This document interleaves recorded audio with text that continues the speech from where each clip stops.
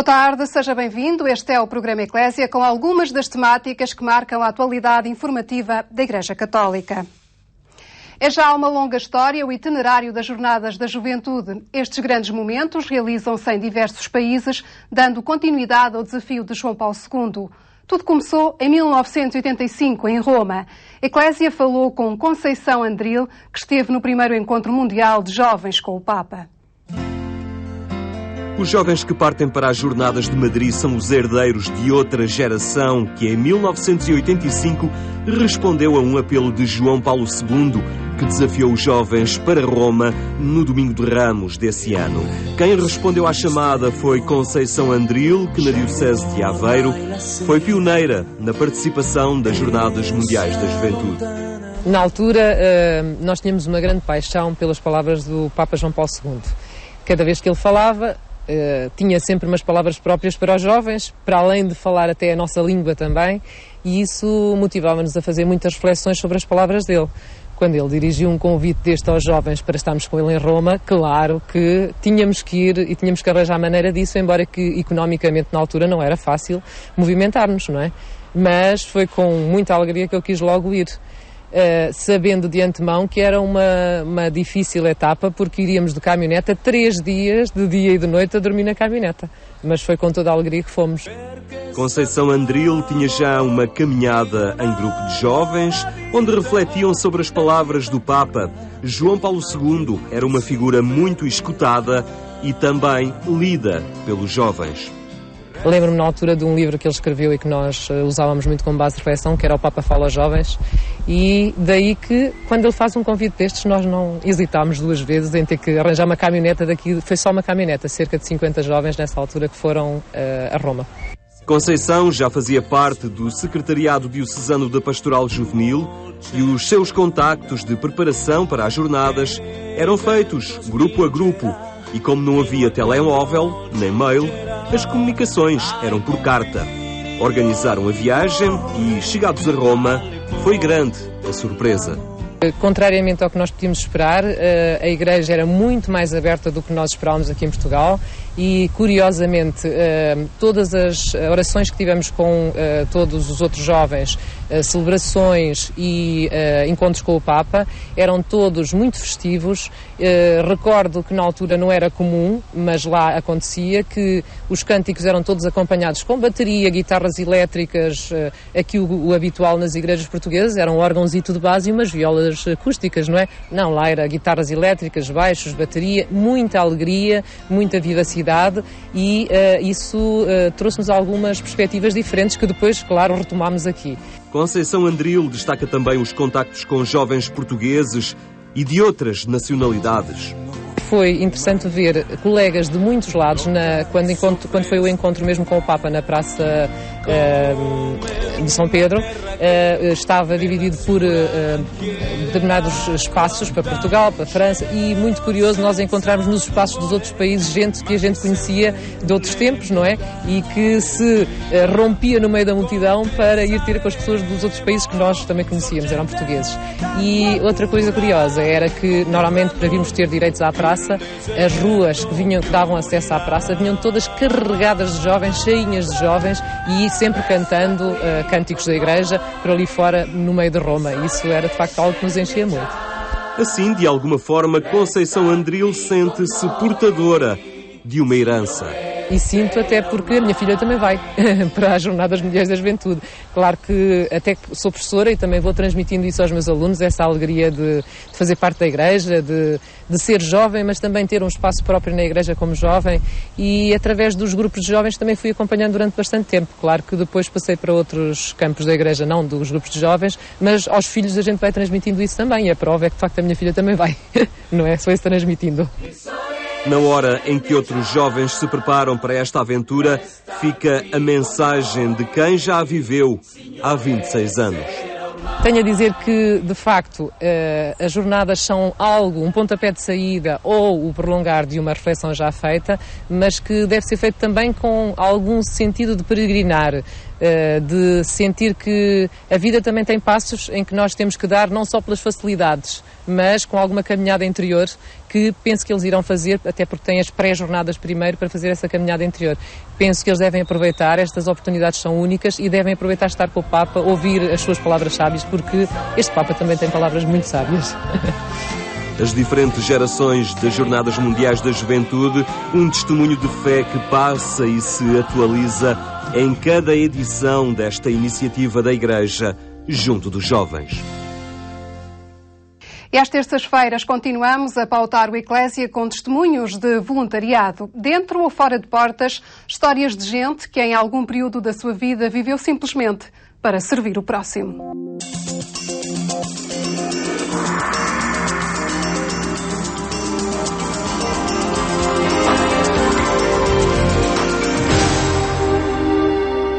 Fazer voluntariado para dignificar a vida de todas as pessoas. Esse é o propósito do movimento ao serviço da vida, ao qual pertence Raquel Fernandes. Muito boa tarde. Boa tarde. Obrigado por estar neste programa Eclésia para testemunhar essa forma de fazer voluntariado que quer dignificar a vida das pessoas com quem os voluntários se encontram, em diferentes circunstâncias.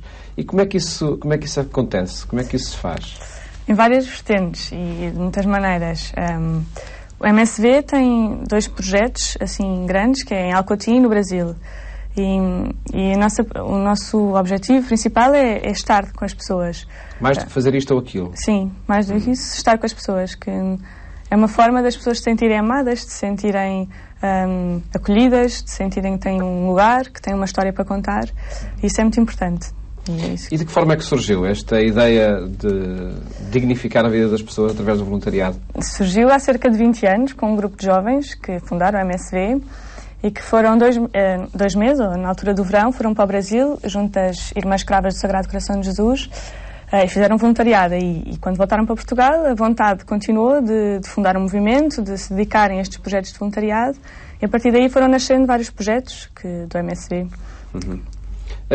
Essa ideia de aproveitar o estar com outra pessoa para dignificar a própria vida parece uma ideia, enfim, mais filosófica ou mais teórica, porque muitas vezes os projetos voluntariados são para fazer isto ou aquilo outro, não é? Tem tido o acolhimento e tem tido sucesso nesse vosso propósito? Sim, muito.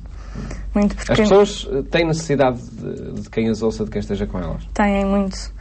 Há mais do que pensamos na nossa correria do dia-a-dia, mas nos projetos que eu fiz noto imenso isso. E as pessoas ficam verdadeiramente agradecidas e sentem imenso a nossa presença e como nos valorizam. Isso depois também é muito bom para nós perceber que estamos a dar, não estamos a dar isto ou aquilo, estamos a dar quem somos e recebemos a outra pessoa.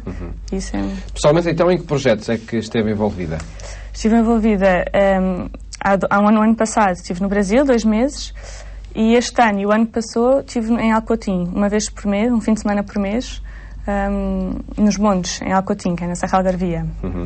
E é fácil encontrar tempo para estar nesses projetos? Sim. Porque no verão, o do Brasil é no verão, portanto, calha nas férias.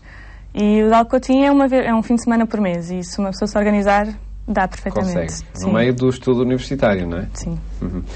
No caso aqui em Portugal, em Alcotim, que estruturas é que têm de acolhimento para o movimento?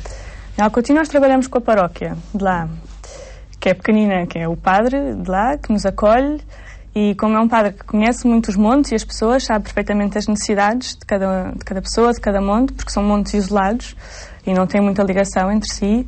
Então nós este ano fomos um grupo bastante grande, então dividíamos-nos por pequenas comunidadezinhas e depois cada comunidade estava responsável por um grupo de montes durante o fim de semana. Então depois visitávamos cada monte, dinamizávamos, rezávamos terços com as pessoas, almoçávamos em casa das pessoas, num almoço missionário, em que também entramos com a parte evangelizadora também.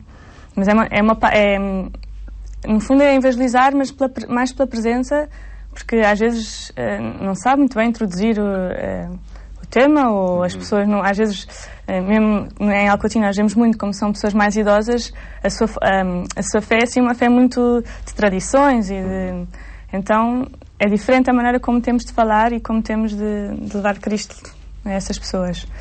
E o acolhimento, por quem se calhar passa uma semana ou mais do que uma semana sem dialogar algumas horas com outras pessoas, o acolhimento é positivo? Claro, sim, sem dúvida.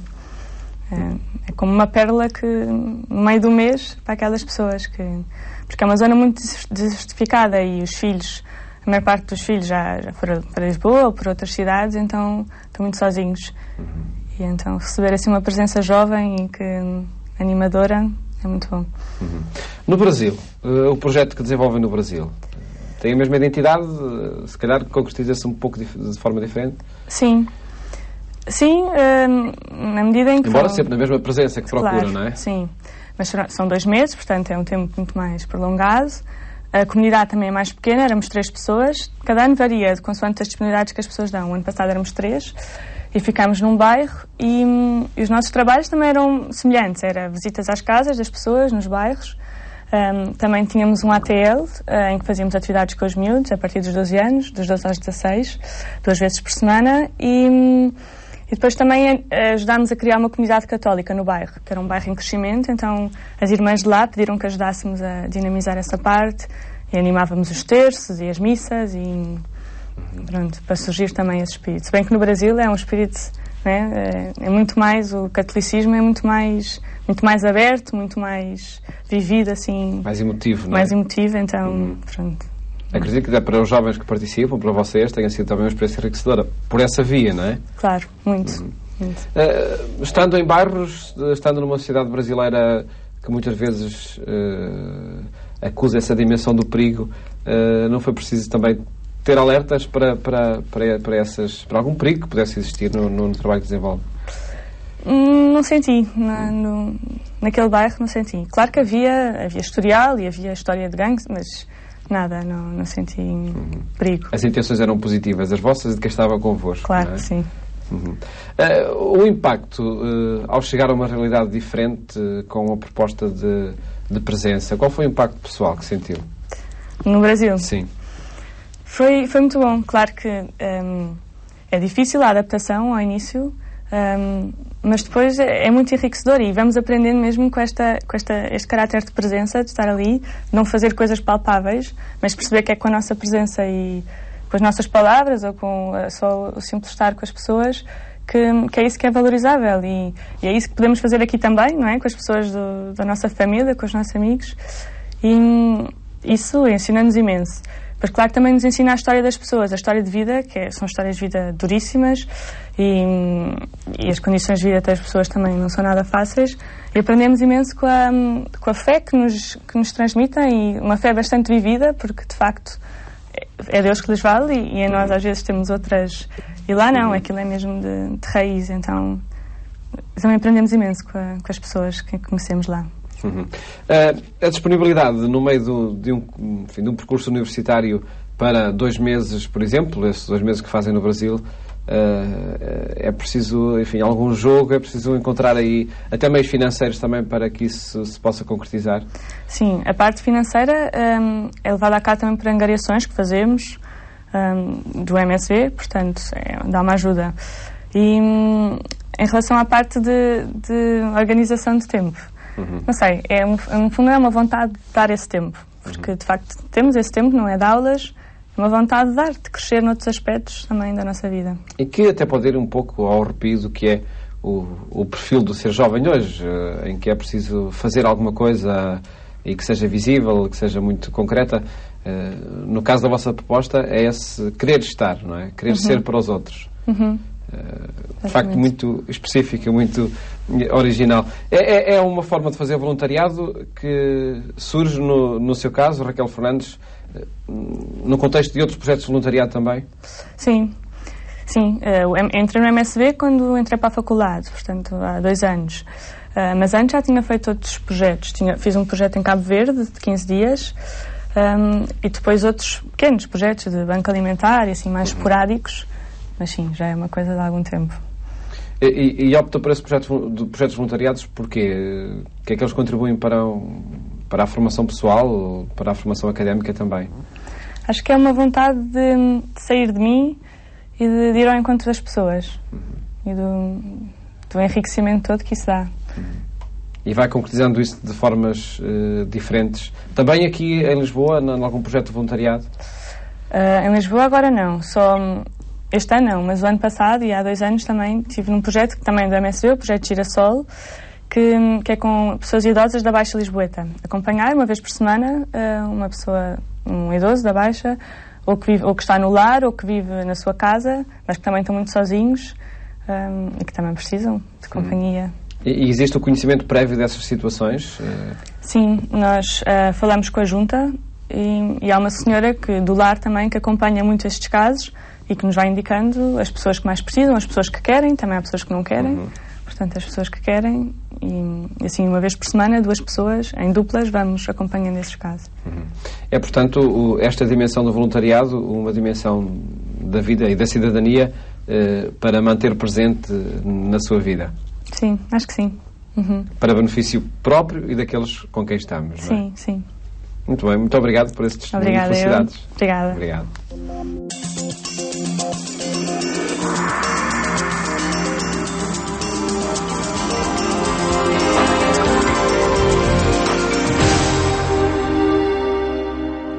O nosso último apontamento da reportagem pode muito bem ser uma proposta de leitura para tempos de lazer. A coleção Poéticas do Viver Crente, editada pela editora Paulinas, acaba de ser enriquecida com 2 novos títulos: Atravessar a Própria Solidão, de Carlos Maria Antunes, e A Caridade Dá Que Fazer, da autoria de Luciano Manicardi.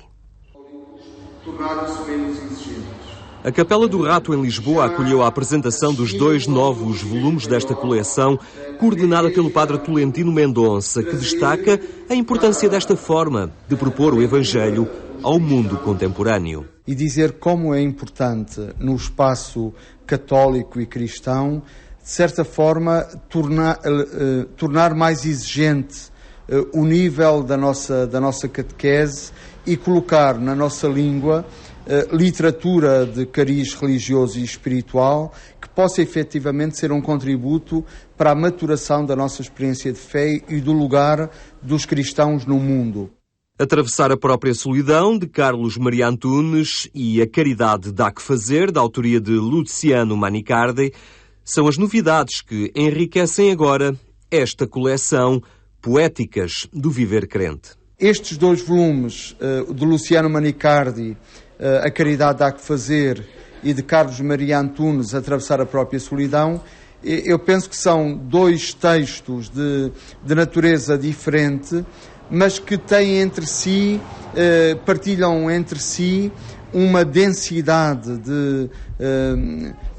de discurso e de reflexão que os tornam leituras oportuníssimas nas portas deste verão. Atravessar a Própria Solidão é um desafio à interioridade, pois, segundo o autor, é aí que Deus se manifesta. Ele refere, tem 3 termos que utiliza indiferentemente: a solidão, o silêncio e o deserto. Por isso são lugares em que, lugares nossos, em que só nós podemos ter acesso no mais profundo de nós, onde o autor refere que podemos encontrar, é o lugar do eu profundo, é nesse lugar que podemos encontrar Deus. Uma reflexão sobre a solidão e o silêncio, realidades que podem afinal ser encaradas de forma positiva. Há silêncios que são endurecidos, entristecidos, que revelam um grande sofrimento. E esses silêncios, ou essas solidões, são de afastar, obviamente. Mas há silêncios bons. E como nós vimos na história de Jesus, Jesus procurou muitas vezes a solidão, quer durante a noite, quer estando ao pé do lago, a pensar e a rezar. Quer dizer, Jesus procurou a solidão e o encontro. Porque a solidão e o encontro complementam-se. Existe a solidão, ou devemos procurar a solidão e o silêncio como o lugar preferencial do encontro. A outra novidade é escrita por Luciano Manicardi, para quem a caridade dá que fazer. Ele introduz um conceito que eu acho que é novo, pelo menos não o encontrei em outros autores, que é o seguinte: a caridade da razão. A caridade da razão, no pensamento de Luciano Manicardi, é a necessidade que nós temos de permeabilizar a nossa razão no sentido, aquilo que é a lógica do nosso viver, por esta virtude que é a caridade, que é o amor. E realmente, quando olhamos à nossa volta, olhamos para esta crise, olhamos para as disfuncionalidades deste sistema, damos-nos conta que a caridade da razão é mesmo uma urgência. É uma conversão da razão em profundidade, segundo o amor. Um livro que lança também um olhar atual sobre as obras de misericórdia. E em cada item vai o autor procurar ir ao encontro dos desafios do nosso tempo. Desafios muito concretos, desafios da economia, desafios da relação humana, desafios dos nossos objetivos, de maneira que eu acho que é um livro de imensa atualidade. Duas novidades literárias agora apresentadas e que devem fazer parte da nossa bagagem de férias. A experiência dos leitores é que um livro dá-nos tempo. Um livro nunca é uma perda de tempo, mas um livro e os bons livros abrem portas dentro de nós, fazem-nos viajar e iluminam o caminho interior que estamos a viver. Atravessar a própria solidão, de Carlos Maria Antunes, e A Caridade Dá Que Fazer, da autoria de Luciano Manicardi, as duas novidades da coleção Poéticas do Viver Crente, editadas pela editora Paulinas. É tudo, já sabe que este programa ficará disponível na internet no sítio onde poderá encontrar toda a plataforma multimédia Eclésia. Basta entrar em agência.eclésia.pt. Fique bem, até amanhã, se Deus quiser.